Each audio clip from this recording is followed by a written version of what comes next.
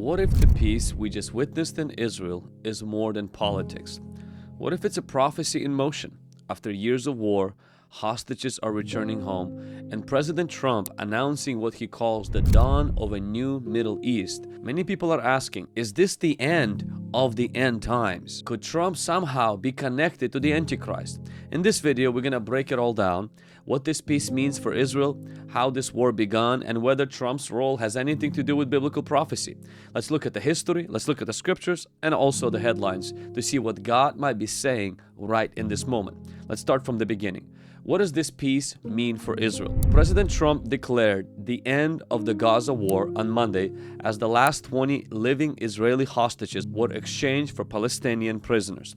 Video footage showed tears, relief, and reunion on both sides as loved ones finally returned home after 738 days in captivity. Let that sink in. 738 days.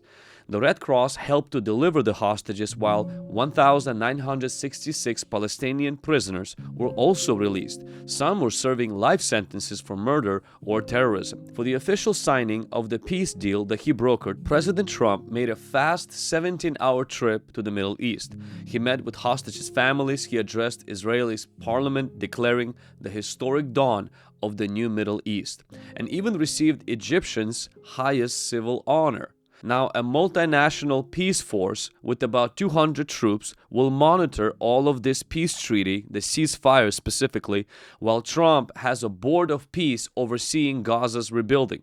Now, the Bible does tell us to rejoice with those who rejoice and weep with those who weep. We do celebrate this peace and the return of the hostages. We also grieve the loss of life and pray that this fragile peace leads to something lasting.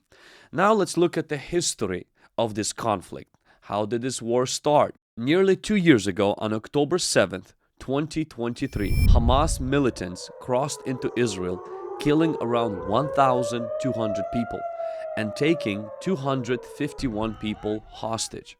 Israel immediately declared war. But this wasn't just the beginning of the conflict. This struggle goes back thousands of years, actually all the way to Genesis. God promised Abraham and his descendants the land of Canaan, what is now modern Israel, the West Bank, Gaza, and parts of the neighboring regions. Over the centuries, empires rose and fell. Babylonians, Romans, Ottoman Empire, and by 1947, the United Nations proposed dividing the land into two states. Jews accepted the plan. Arab nations rejected it. Wars followed, and Israel gradually gained control of much of the territory originally planned for Palestine. Today, Palestine controls Gaza and parts of the West Bank.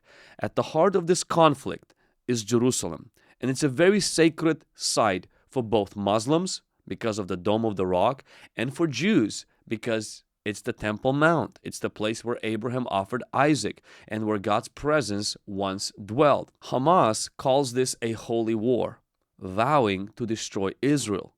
Israel vows to destroy Hamas. If Hamas puts down their weapons, there will be no more conflict. If Israel puts down their weapons, there will be no more Israel. In the middle of all this are millions of people that just want to live in peace. Whenever peace deals happen in the Middle East, especially involving Israel, Christians around the world begin asking questions. Is this the peace the Bible talked about? Is this the end of the end times? And is the President Trump the Antichrist? Let's unpack this biblically. The Bible does predict a future peace agreement. In Daniel chapter 9, verse 27, the prophet says that the Antichrist will confirm a covenant with many for a 1 week, meaning 7-year period of a false peace involving Israel. This treaty will seem successful at first, but halfway through it, the Antichrist will break it, desecrate the temple, and unleash the tribulation on the world. That is not what is happening right now. What we're seeing today is a temporary ceasefire and a political peace, not a prophetic one. We don't have a temple. Second thing you need to keep in mind about President Trump and Antichrist and this whole peace being fulfillment of the prophecy is that Trump is not the Antichrist. The Bible gives specific instructions of the Antichrist. I have another video that deals with 10 facts about the Antichrist, like he will rise out of a revived global empire, he will demand worship, exalt himself as God, he will perform false miracles and deceive nations. Whatever your view of Donald Trump is, none of that fits his profile. The Antichrist will not come as a political celebrity. He will come as a global unifier, deceiving the world under the disguise of peace and unity. Trump does not fit the bill. The third thing we need to keep in mind is the real peace will only come through Jesus. The Bible makes it clear. When they say peace and safety, then sudden destruction comes upon them. 1 Thessalonians chapter 5, verse 3. The peace of man is temporary. The peace of Christ is eternal. Jesus himself said, "My peace I give to you, not as the world gives." John 14:27, meaning the world has a way of making some kind of a political peace treaties, but these usually do not last. This means that no treaty, no president, and no political plan can bring lasting peace to the Middle East. Only the Prince of Peace can. So what should our response be? Instead of speculating, we should be interceding. We should pray for the peace of Jerusalem. According to Psalm 122, verse 6, we should also pray for Jews and the Palestinians to come to know Jesus as the Messiah. We should also stay awake because every headline reminds us that prophecy is unfolding and Christ's return is drawing near. So, is this the peace that the Bible predicted? Not yet. Is Trump the Antichrist? No. But is this world setting the stage for the end-time events? Absolutely.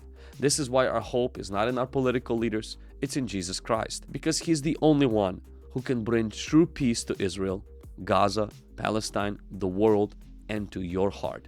Pray for Israel. Pray for the nations. Jesus is coming soon. Thank you for watching this video. Since 2020, our ministry has reached over 280 million people online. We've released over 82 resources in 18 languages and have about 160,000 students in our school, and we distribute thousands of books, even into prisons and closed nations. But that's just half of the story. We're building homes for vulnerable kids in Brazil, supplying food and hygiene in Myanmar, helping refugees in Ukraine, and partnering with missionaries in some of the most dangerous places on earth. If this ministry has blessed you, I want to invite you to partner with us, monthly or one time. You can keep making this eternal impact. Let's reach more, serve more, and love deeper. Would you join us today to reach more people for Jesus by being a partner of this ministry? And you can do that by going to pastorvlad.org/partner.